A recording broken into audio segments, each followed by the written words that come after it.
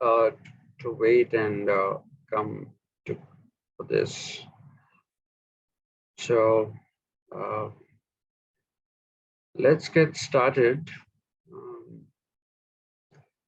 Today we have two new people, Sonia and Mansika. So I guess that means that I would have to do a quick rerun of uh, what we had done before, including what we had done yesterday. But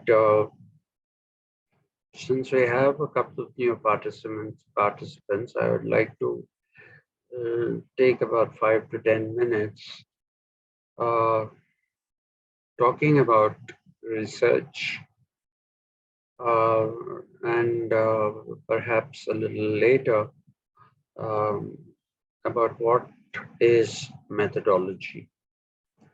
So, because what I'm going to be doing is telling you the difference between what has traditionally been called uh, theory and what people today call uh, methodology. Uh, so, in the 1990s, there was this movement which was called the uh, birth of grand theory.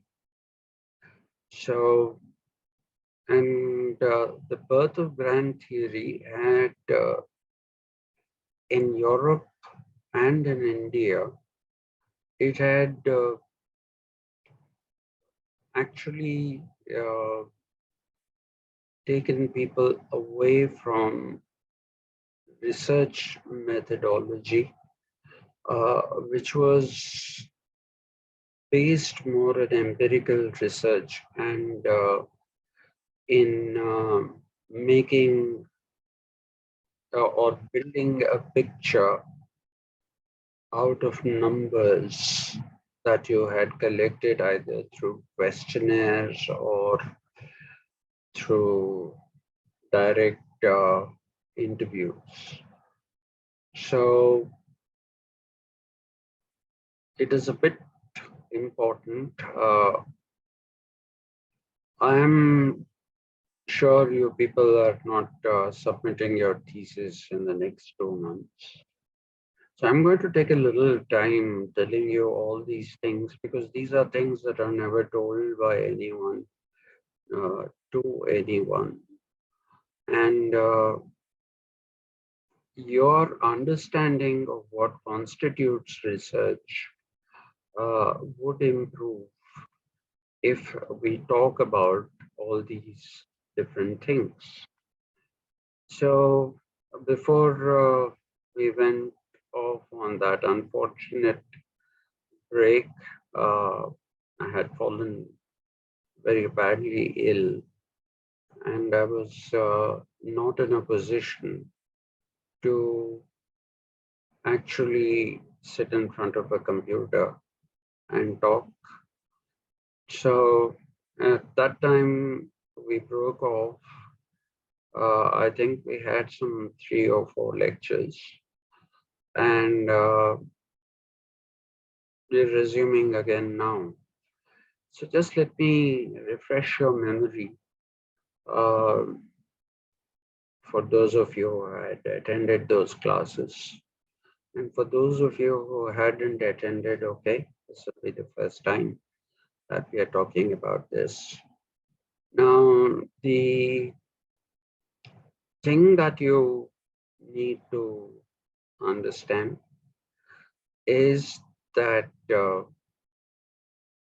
I had started with this thing of research.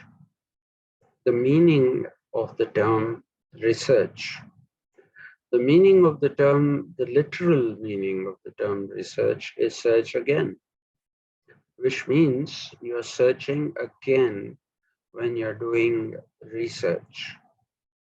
So there must have been something that had been searched before, and you're researching it again for whatever reasons. Now, what is extremely important for you to understand is that this term is something that is applicable to the uh, modern period when it comes to what we call social sciences today. And in those days, there was no specific name to that. People just call them philosophical disciplines. Uh, so it is only in the modern period, which is say around the 16th century CE uh, and around the beginning of the 17th century CE. It was around this time that the word research really became popular. But if you go back to ancient times, uh, if you go back to, say, ancient Greece, uh, ancient Greece is full of people who were trying to understand the universe. Um, People like um,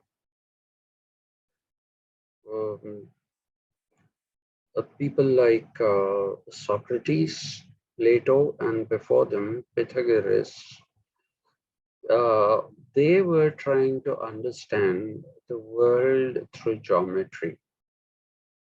And it was through geometrical shapes that people basically trying to understand the world.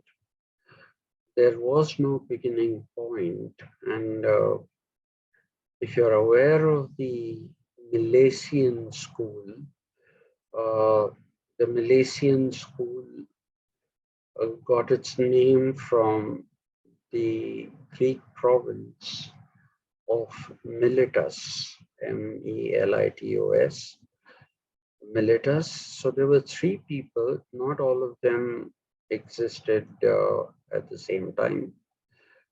There were three people who were extremely dissatisfied with uh, the explanations that Greek mythology was giving about the world.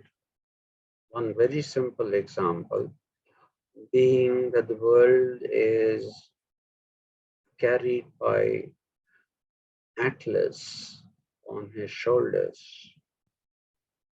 Another example that we can talk about is about Prometheus bringing fire from heaven to earth. Okay, so that is how mythological understandings existed in ancient Greek period, and there were a number of other examples, but I don't want to go into examples right now and waste your time. So the Milesians were completely disappointed, dissatisfied with mythological explanations about the world, its origins. They wanted to know, this is an ontological angle, though we would use ontology uh, later on and not in the context of the Milesians, but we will use it in the context of the Eleatic school, which I'll come to in a couple of minutes. The Milesians uh, with three of them. One was called Thales, the first of them. And the second, who followed him a few years later, was Anaximander. And Anaximander's brilliance is breathtaking even by modern day standards. And then we had the third thinker, whose name was Anaximenes. Now, if you look at these three people, Thales was searching for the primary substance. Okay, he was searching for the primary substance from which the world came into being, the whole world. And please remember, their understanding of the whole world is not our understanding of the whole world, because a lot of the parts of the world were unknown to the Greeks. So when they were talking about the world, they were talking about the world around them. And so they said, what was it that brought uh, this world into being, so to speak? And Thales said that the primary substance that brought the world into existence was that which is called water. He said it is from water that everything emerged in this world. And Thales is somebody who wasn't entirely off the mark, because even modern science today believes that the world came into being mainly because of the fact that, life in this world came into being by starting in water. And after that, you had the amphibians, and then you had those who lived only on terra firma, basically mammals, except the whales, which are mammals but which live in water most of their whole life. So Thales had a point when he said that it is water which is the primary substance. And then we have this other thing, which is dissatisfaction with this explanation. If water was the primary substance, then how did water come into being?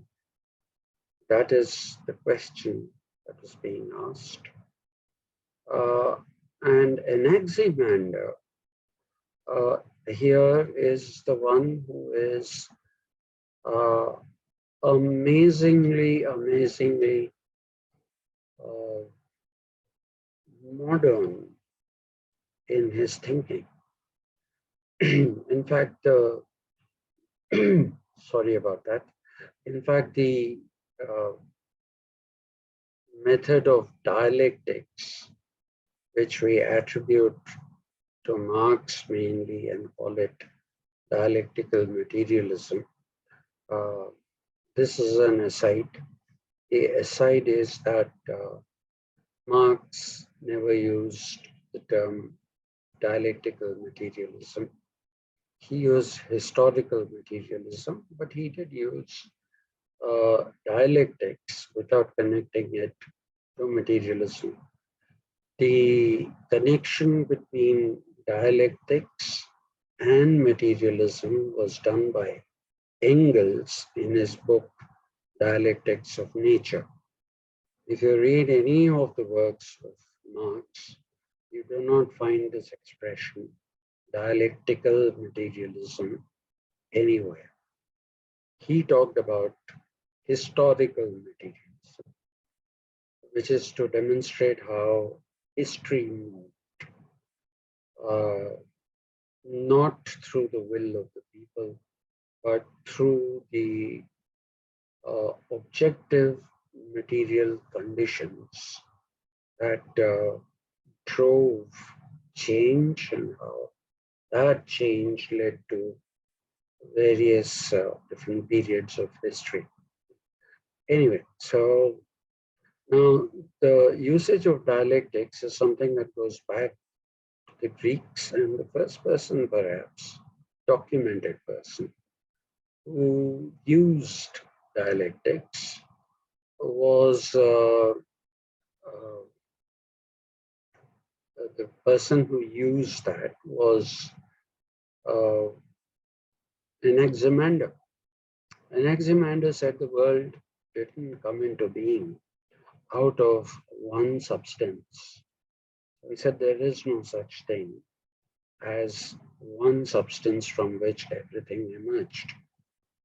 He said the world is the result of combination of opposites.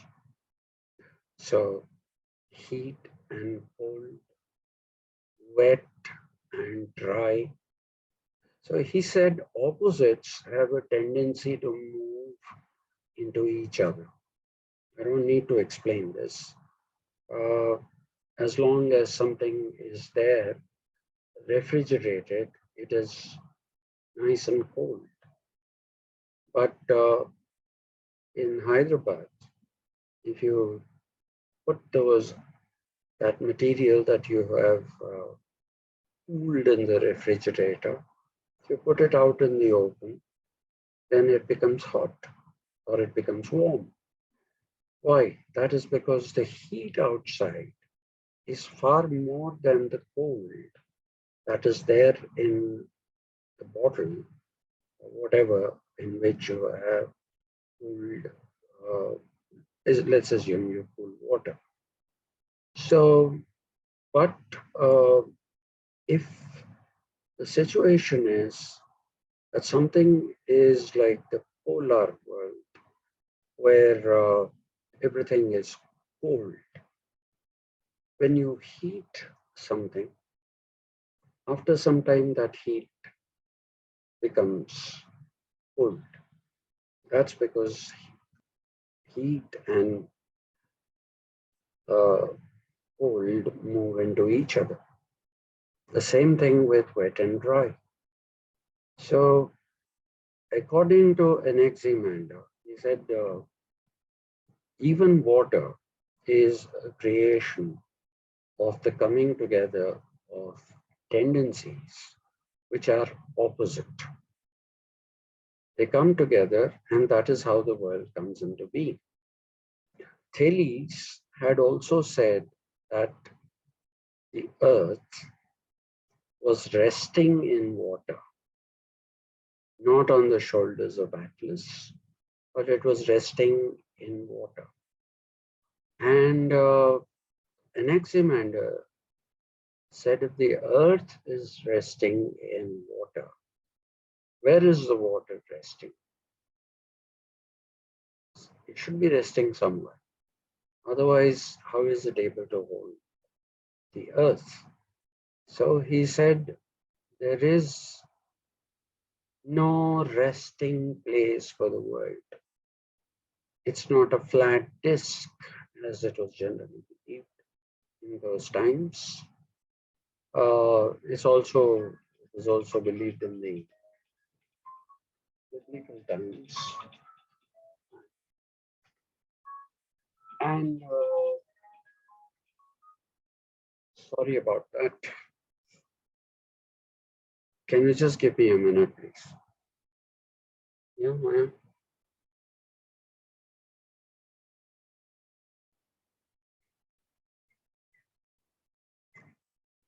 Yeah, till what time are they there? Okay, now because I'm actually in the middle of a class. So, no, it's okay. Yeah. Extremely sorry about that. Very unprofessional, but it was an urgent message that.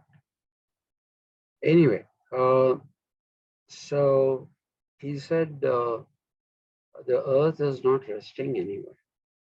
He said the earth is not a flat disk. He said the earth is a cylinder and it is suspended in space.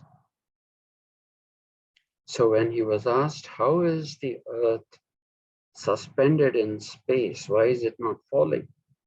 Because everything has a tendency to fall. That is what the Greeks called it. And Anaximander was also possessed with this particular question of how is it that uh, things fall? Why do they fall? And what prevents them from falling when we are holding them? So he said, first and foremost, there is no such thing as the earth resting in water. He said the earth is a cylinder in space and it is spinning on its own axis, rotating on its own axis at a certain speed. And it is that rotational speed that basically keeps the earth uh, stable in space and it's not resting anywhere. And you say how modern or how close to modern that particular statement is. And if you look at what he says about tendency of things to fall, he was researching on why do things fall? Why don't things stay afloat? Why does everything fall to the ground? So he was also researching on why things have a tendency to fall, which again is amazing. Uh, and if you look at the explanation that he gives, he didn't find an explanation which was satisfactory, even for himself, about the things that are have a tendency to fall.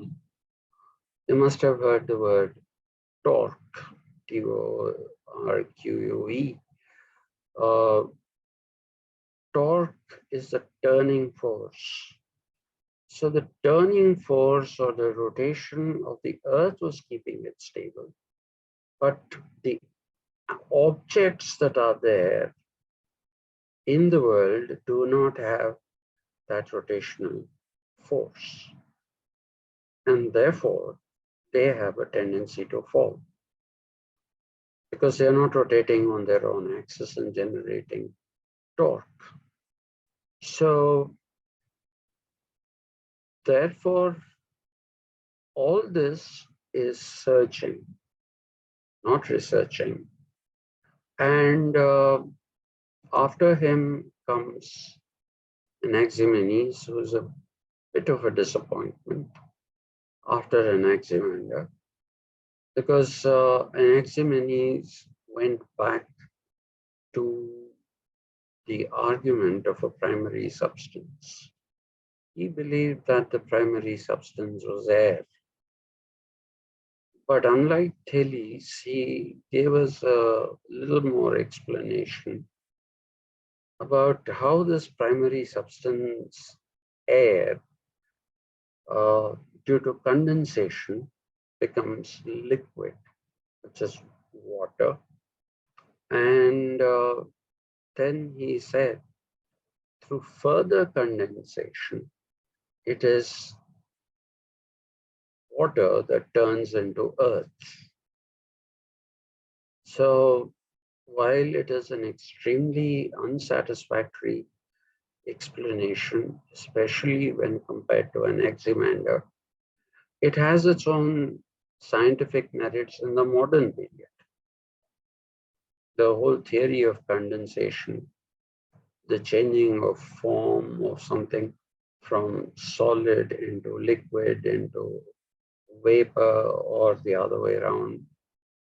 So if you look at that, that again is pretty close to what we know in modern science. So if you take these three Milesians,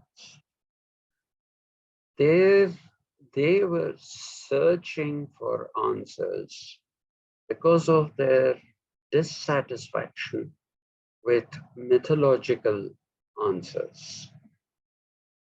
They were not at all satisfied with mythological answers, and hence what we see is that uh, there is a birth of an attempt to try and explain the natural world in which we exist in natural terms rather than supernatural terms. So that is the beginning of the search as far as the Western civilization is concerned. Uh, India also has a story, but I'm not going to go in there. That will take up a lot of time. So you first had these people. These people can broadly be called materialists because they were searching for a primary substance or a combination of opposites, all of which are essentially material things. So therefore, you can loosely use the term materialists on them, not necessarily in the modern sense of the term of materialism or the spiritual sense of the term materialism, which is the opposite of spiritualism. So we use it very loosely. Now, after this particular school, you have the Eleatic school, the Eleatic. Now, the Eleatic school consisted primarily or mainly of two people. There were some others, but the really big two people who contributed to this uh, are those who are called Parmenides and Zeno. Okay, and they are called Eleatics because they belong to the province of Elia. And if you look at the uh, Eleatics, the Eleatics were basically reacting to what what was said by uh, the Milesian school. Milesian school basically concentrated on things outside of the human being to explain the birth of the world. and to explain why things happen in the world. But if you look at if you look at the Eleatic school, and if you look at Parmenides, uh, Parmenides goes totally opposite to what we find in the Milesians. Parmenides believed that there was no movement of any kind in the earth. He said the earth is a completeness or a whole, WHOLE, and anything that is complete, anything that is uh, a whole, why does it need to move? So he believed that the world is unmoving, but people think it is moving because of the deception of the human mind. That is what Parmenides said. And he also said something very interesting. He had an ongoing debate with Heraclitus. Heraclitus was somebody who said, that you don't step into the same river twice. If you are standing on the banks of a river, what you see is water flowing. And the flowing of the water means that if you step into the water now, come out, and after some time, again you step into that river, then that water is different from the water that you had stepped into before, because the river is flowing. Now, Parmenides challenged this. And he said, if the river is actually moving, if it is flowing, then the question is, the river shouldn't be there always. The river should go away. If it is moving and if the water is flowing, then it should go away. It shouldn't be there today, tomorrow, day after tomorrow. And the Greeks had perennial rivers, so the rivers were always there. So he said, none of the rivers has gone anywhere. The rivers are here. So the movement of the water that you see is a deception of your mind to tell you that a river flows.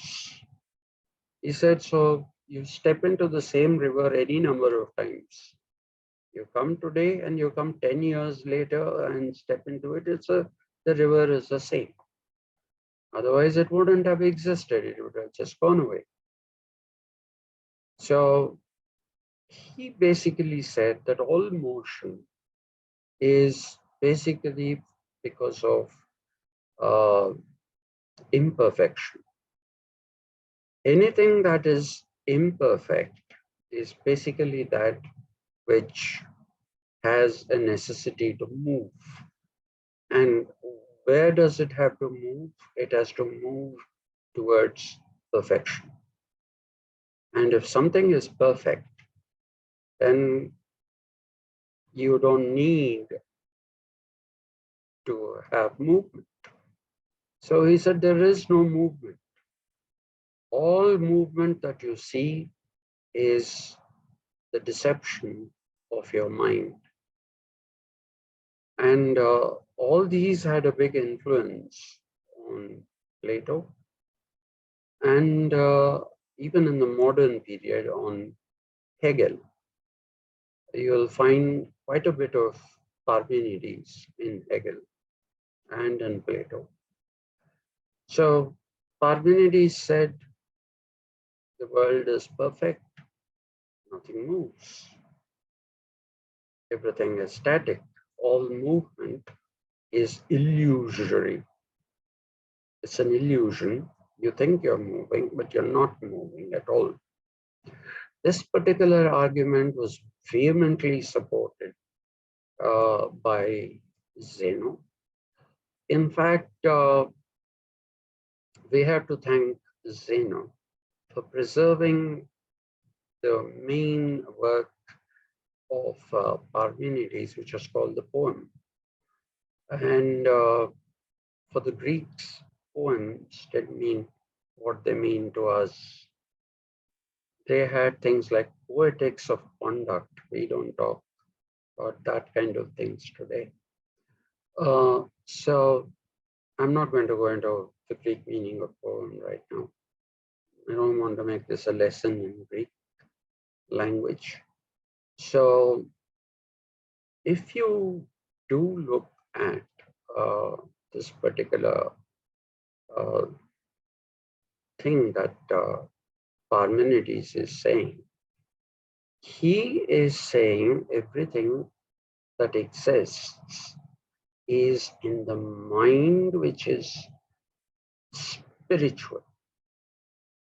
It is the spirit. But the mind can also be deceptive and create illusions. So he cautioned people about how the mind should be used in the poem. Right now, only fragments of it are left. The rest of them were actually collected and preserved by Zeno, was an ardent follower of Parmenides. And Socrates had met as a young man. He had met Parmenides and Zeno when they went to Athens. Socrates was supposed to be in his teens, and Parmenides and Zeno were in their autumn of their life, somewhere over 70 years old. But yet they found the intelligence of Socrates extremely engaging. So there is a great deal of interaction that took place between them and that shaped the ideas of Socrates. Now, all this is still searching. It's not researching. You're not researching. You still want to know what the world is. You don't know what it is. You want to know what it is, so you are searching. You're searching for answers. This is not research. What the Romans did was not research, because the Romans had their own forms of explanation. If you read Cicero, Seneca, and to a certain extent Virgil, you will find that the Romans were also very, very much, though they were primarily a military civilization, despite there being a military civilization, you find that there were people who were doing philosophical searching. These three names that I gave you, there might be some more. I can't recollect them now. So all this is search, not research. So when did search transform into research? And more importantly, why did it, what was the qualitative gestalt that made people start researching instead of searching? The answer to that is that this happened during Christian times.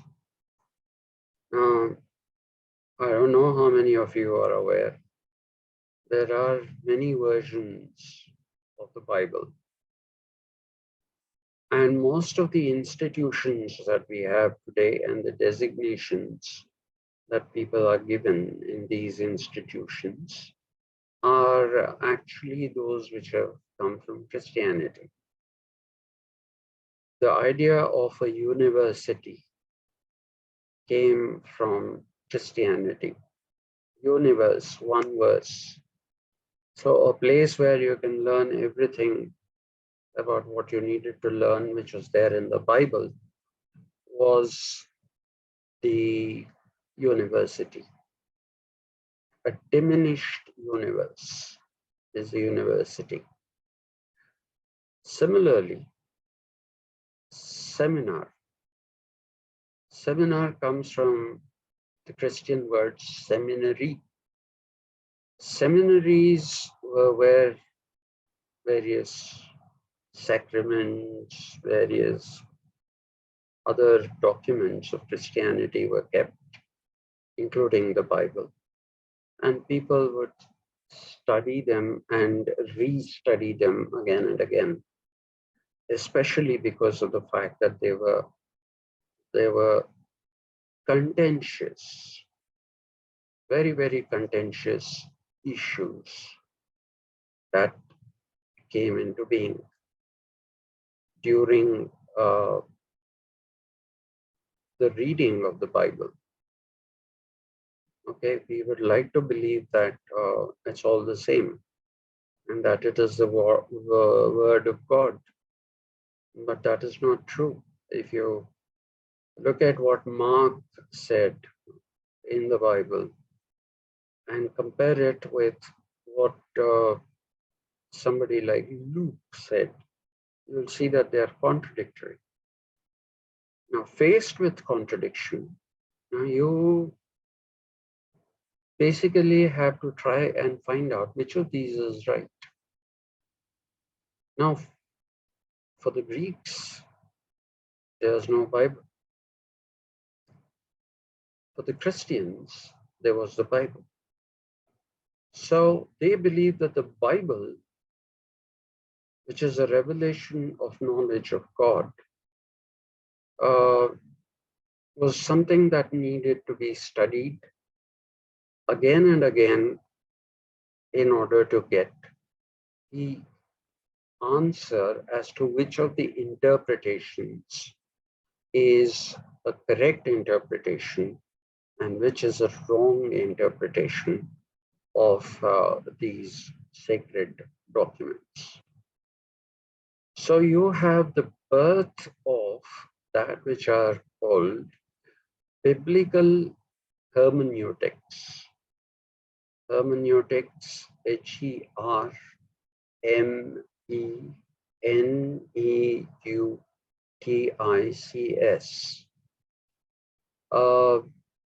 Hermeneutics, you might find some people pronouncing that as hermeneutics, because with the return of grand theory, like I said, the Germans resurrected the hermeneutics, the tradition of that. And the Germans pronounced EU, even anything. You don't say Reuters, it's Reuters. So they started calling them hermeneutics. So some people like to use that particular pronunciation. But my own preference is hermeneutics because it is a Greek word, not a German word. But if you choose to call it hermeneutics, I have no problem with that. Anyway, so you have the birth of hermeneutics of the biblical variety. So what are hermeneutics?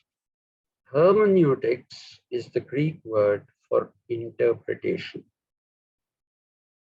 It comes from the name Hermes, Hermes. Hermes was a messenger who took a message from one place to another. And remember, they didn't have anything like paper to write on. So he had to rely on his memory to convey the message that he was carrying from one place to another. And what happened often is that he would forget parts of the message, or he would distort, not deliberately, unwittingly, he would distort parts of those messages. Uh, so the Christians, uh, hermeneutics didn't have a negative connotation for the Greeks. For the Christians, it did. They thought that, hermeneutics is something which can cause confusion. And so biblical hermeneutics was to get rid of confusions and not create confusions. Okay, so you had the birth of research, you had the birth of reinterpretation of the various texts that were there with the Christians. And all these were studied in the university, in a seminary. Discussions were held and they were called symposia. We call them symposium or symposiums or symposia. Those words are all still there. And those are the words that we continue to use in our modern period. We also had designations at one time, which were lecturer, reader, and professor. Now, the professor thing came much later. What came first was lecturer. He was called a lecturer because you must know what a lectern is. A lot of people call it a podium. It's not really a podium. It's a lectern behind which you stand and you speak. So a lecturer used to read out what would be there in that session of the church where people were there. And he stood behind the lectern and announced those. So he was called a lecturer. And reader came from this particular practice where between sermons they would take a break and people would be engaged by a reader who would read out the achievements of various people, achievements meaning their contribution to the church, their contribution to the furtherance of Christianity. So good citizens, bad citizens, all these things, the certification, the church also acted as an agency of certification to tell you that you are a valuable member of society or an unnecessary, useless member of society. Please try and remember this when we come later on. We won't be talking about it immediately. We'll be talking about it a few days from now. You will see that in the modern period, this whole thing, why do we chase achievements? Okay, and why do we chase positions? Why do we chase money? We do all that because of the fact that we want to be known as valuable and worthy people in society.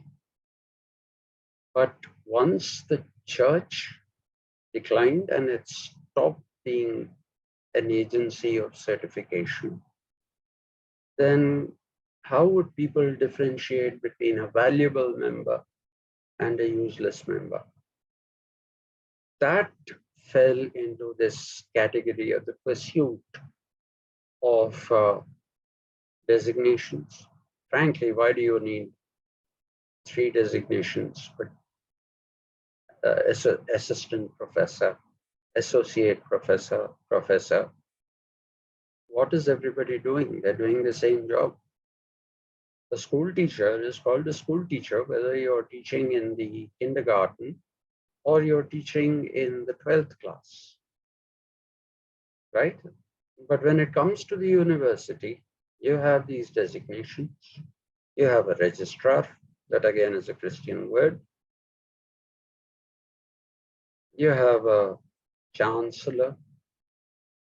All these things, why do you need these designations?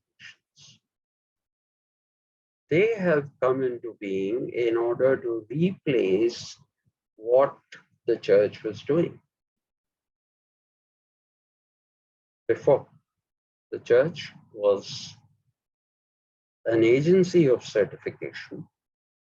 And when the agency of certification fell, so to speak, or declined, then it was up to the individual to prove himself or herself and say one is an achiever, one is a great man. Okay, so when we were young, people used to say, who would you like to be when you grow up? People said, some very idealistic people said, I'd like to be like Gandhi, or I'd like to be like Nehru. Some of the lesser idealists said that I'd like to be a Sunil Gavaskar or G.R. Vishwanath.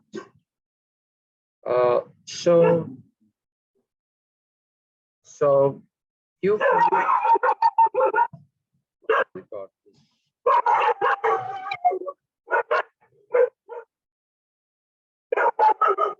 just shut up, please.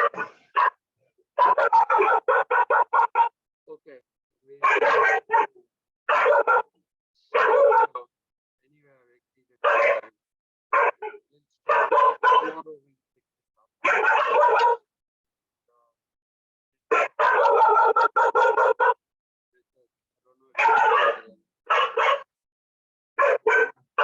Sorry about this.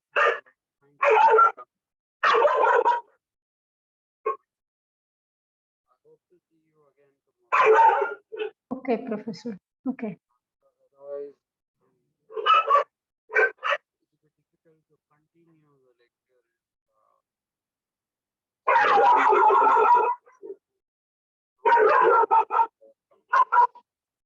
Okay. Okay. Bye-bye. Bye.